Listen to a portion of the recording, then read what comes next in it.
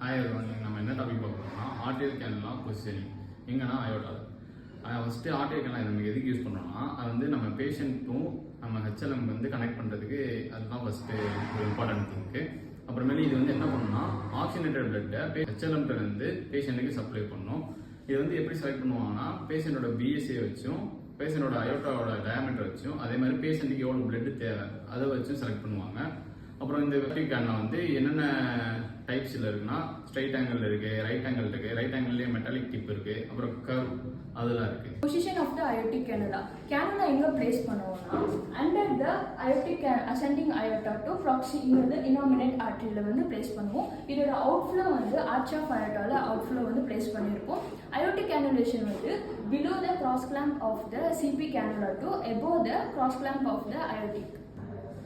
இப்போ வந்து aortic கேனலோட advantage என்னன்னு பார்க்கலாம். இது வந்து ஈஸியாக பிளேஸ் பண்ணலாம், சேஃப்டியான ஒரு இது. அதுக்கப்புறம் சிங்கிள் இன்ஸ்டியூஷன் மட்டும்தான். லிவ் இஸ்கிமியாவோட ரிஸ்க் வந்துட்டு கம்மியாக இருக்கும். அயோட்டிக் கேனலோட சைஸ் வந்துட்டு பேஷண்டோட பிஎஸ்ஐயையும் ஆர்டரியோட டயாமீட்டரையும் வச்சு தான் கால்குலேட் வந்துட்டு செலக்ட் பண்ணுவாங்க.